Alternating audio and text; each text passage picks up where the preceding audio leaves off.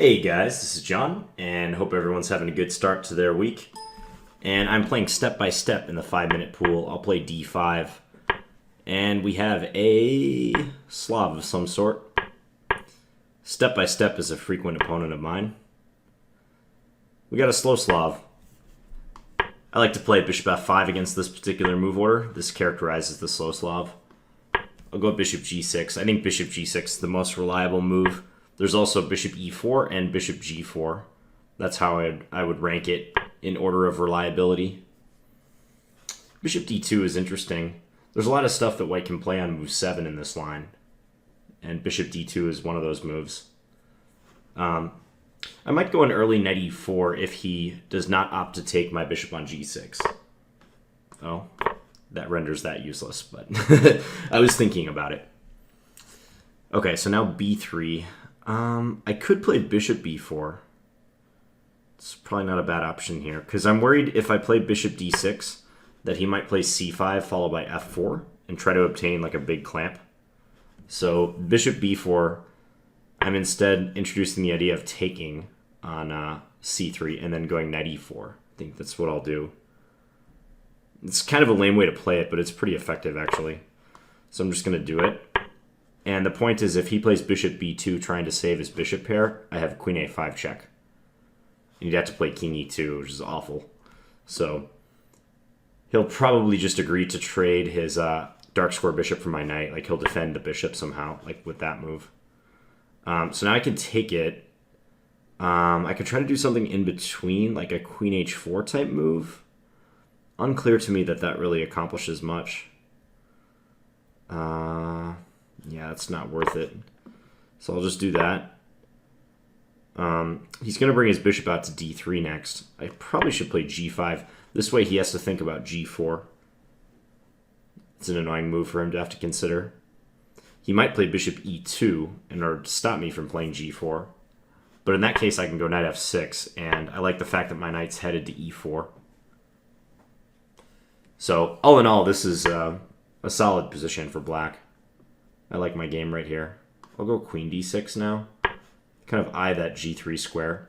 See what he wants to do with his king. Because he might have to play king f2. Because, yeah, actually, if he castles, I can take on h3 now. That gives me at least a draw, provided he takes back. And possibly more. Just looking to see. Yeah, I'll do it. Because if he takes, I go queen g3 check. And then king h1, queen takes h3 check. King g1. Queen back to g3. And I would just castle. He actually just resigned right now. But I would have castled. And then brought my other rook over to h8. My remaining rook. Yeah, so castles looks to be a very big blunder that just lost the game instantly. So just to illustrate that line, take, check, here, check. Take, here, check. Here. And now I need that extra firepower down the file, so just castling will do the trick. The rook comes over. There's no defense. So we'll have a quick look. It was not a very long game. So this is the slow Slav, bishop f5. Important move order distinction, which I've talked about once or twice on here. If white plays knight c3 on move 3, and black goes knight f6, and then white opts to play e3, bishop f5 is not that great of a move in this position, because white has a lot of pressure on d5. There's a big difference between bishop f5 after knight c3 has been played, and after knight f3 has been played. And every Slav or semi-Slav player, and really every d4 player as white, should know this. But in this instance, with bishop f5, white can capture on d5, and black will take back. And now white can capitalize on the pressure on this pawn by playing queen b3, hitting both d5 and b7. And it's very awkward for black to defend both those pawns. Like, if the queen were to come to c7 or c8, that would leave d5 hanging. So, something like this. Queen's no longer defending the pawn. And queen d7 is risky because it walks into a couple things. Like, one is just knight f3 to e5, and also, if necessary, the move bishop b5, probably in conjunction with knight e5 too. So this is not good for black. So actually, what the best move in this position is as far as I know, is just bishop back to c8. So just agreeing to retreat the bishop so as to reliably defend this pawn.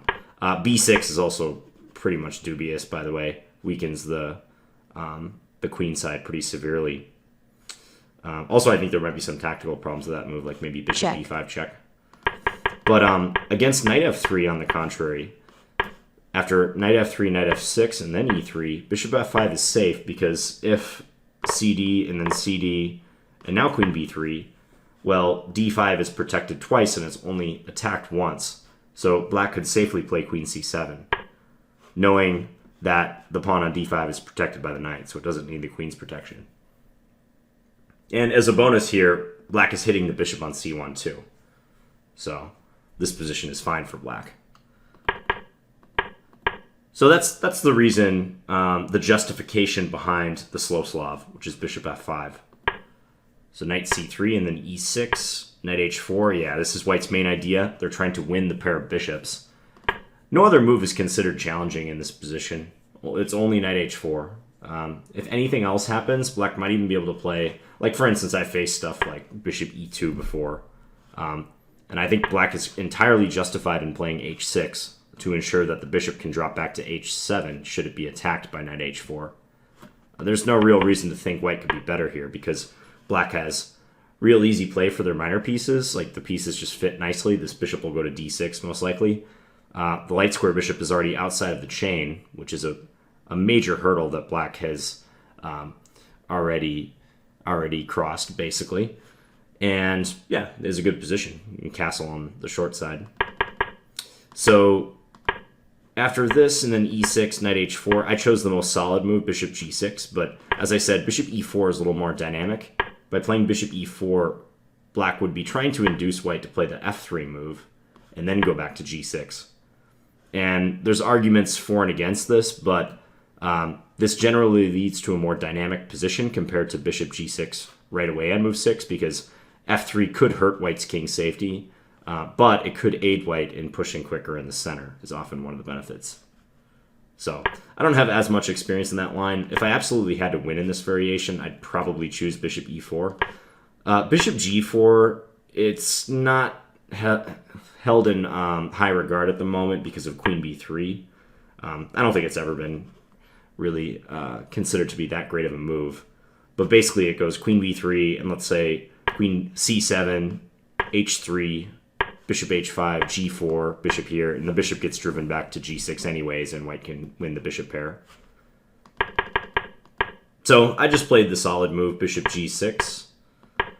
He played bishop d2, and then knight bd7. Yeah, oftentimes white will try to keep this bishop held hostage and not capture the bishop right away, so they'll postpone that capture until a more favorable time.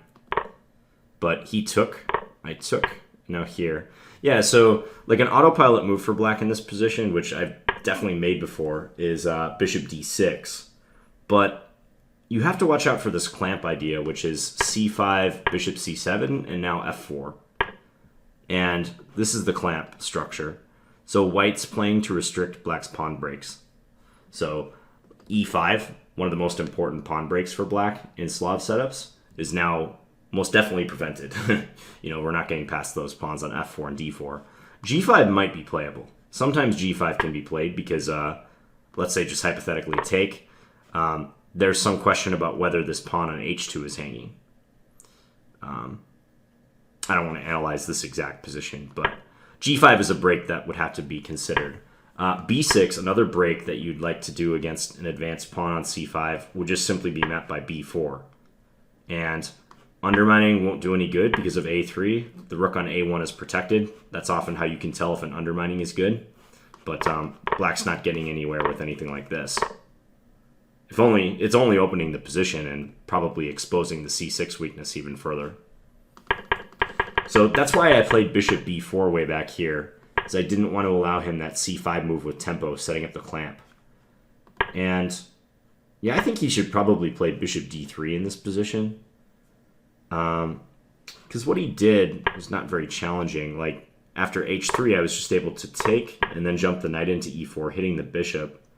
And I'm going to get one of his bishops back, so I'm not going to be fighting with 2 knights versus 2 bishops. Although the position is closed, like the 2 bishops are still valuable here, even though there have been no pawn exchanges. There's a little bit of tension, so like there's tension on c4 and d5, and we could reasonably expect center play later on, so the bishops will have their say if they are allowed to stick around. If he plays bishop b4 here... Oh, actually bishop b4 might be interesting. I mean, I was actually planning on playing a5, but I just now realized that after bishop a3, I can't get to a5 with my queen. That's kind of annoying. So I'd have to do something different, like maybe, I don't know, queen b6 in this position instead. Hoping for bishop a3 and then queen a5 check. But I don't know, he can play perhaps that move, although c5 should be, or a5 should be plenty good for black too. I was also considering like popping my queen out on h4 or f6 maybe to try to attack f2. That's kind of a weak spot for him. He's a little bit behind in development now. Only by like a move or so, but it's a little unusual for black to actually be ahead. But this is the effect of this slow Slav line, because back on move 6, like white moving the knight already to the edge of the board, like seemingly violating classical principles. It's time consuming. You know, he wins the bishop pair, he gets this nice strategic advantage, but it's time consuming, and black has a solid position. And I've had many games where if white's not careful in this line, black just seizes the initiative and white gets crushed. So he went queen c2. Yeah, and this g5 move is really thematic. Trying to bother him with g4. It's a nice space gaining move black can make on the king side. So he prevented that. But now after knight f6, I'm very satisfied with this position. Kind of renewed the threat of g4. I don't even know if it's that big of a threat, because when I push, he could just push past with h4.